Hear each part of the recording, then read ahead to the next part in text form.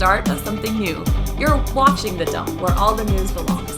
I'm your host, Rebecca Barnard, and it's our first episode of 2025. Or our last episode of 2025? Either way, we'll be doing more video in the new year, so give us a follow now to see what's next for the show.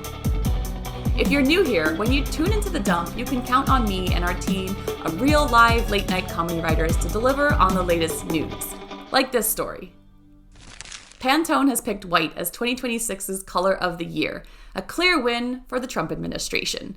All the other colors were asked to verify their immigration status. Speaking of, let's head into U.S. news. Defense Secretary Pete Hegseth is doubling down on boat strikes being carried out against alleged drug cartels in the Caribbean amid growing controversy. As anyone who knows Hegseth can attest, though, he loves making everything a double. Hegseth then claimed it was actually Admiral Frank Bradley who ordered the second strike on a suspected Venezuelan drug boat that killed survivors. And then he said that the third strike was ordered by Colonel Mustard in the library with a candlestick. Meanwhile, President Trump continues to say that his MRI results are perfect, though he doesn't remember what part of his body was scanned. His doctors do, though, and they're still trying to unscan it from their memories. Honestly, it was probably his feet, since Trump hasn't seen those since 2003. In other Trump news, Trump's name has been added to the sign outside the United States Institute of Peace, along with the words, "Do not accept checks from this man." And in big news from the Democratic Party last week, Pennsylvania Governor Josh Shapiro is calling out Kamala Harris for lying about him in her memoir, 107 Days, where she claimed that Shapiro struggled with the idea of being a number two. It is often said, though, that people notice things in others that they themselves struggle with. So weird. On that note, let's move on to world news. Police in the town of Brantford in Ontario, Canada, got calls from angry residents who were upset that someone put signs in their house window along the route of a Santa Claus parade reading, "Santa is fake, your parents are Santa, Santa isn't real, and your family buys your presents," which was a surprising way to learn that Neil deGrasse Tyson has relocated to Brantford, Ontario.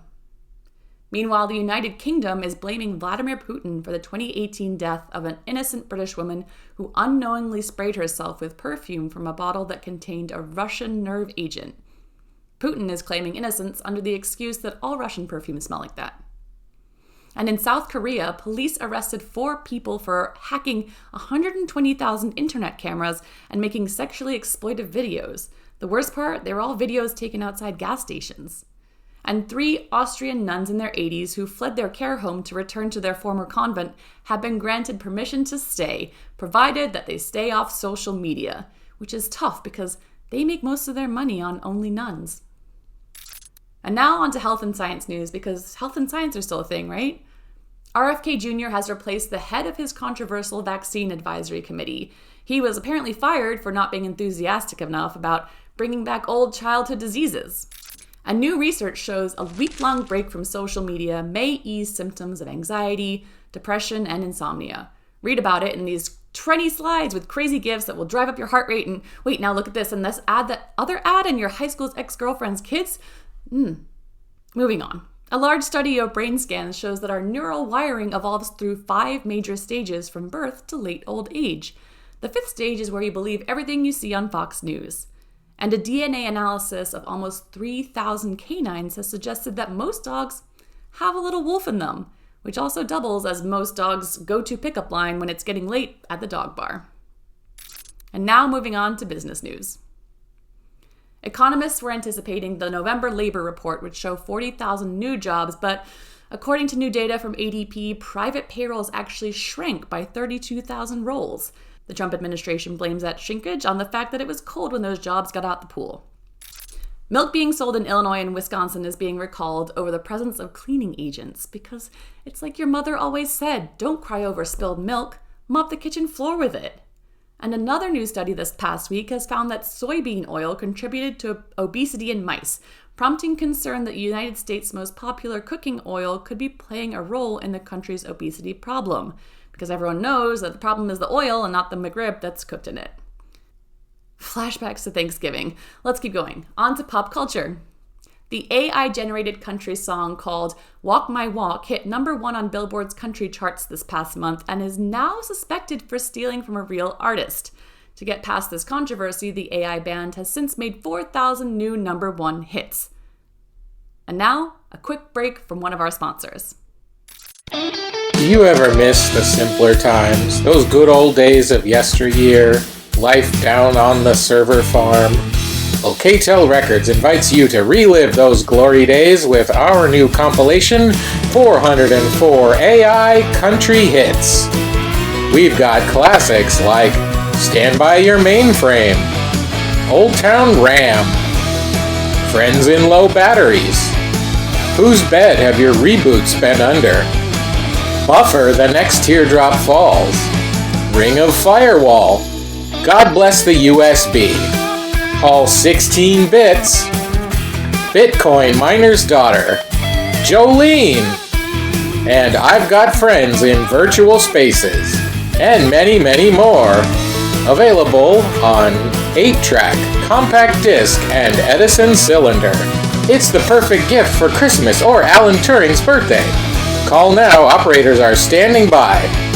What says down-home country values like probabilistic statistical modeling based on large corpuses of normalized data streams? Remember, KTEL Records 404 Golden AI Country Hits. Order today.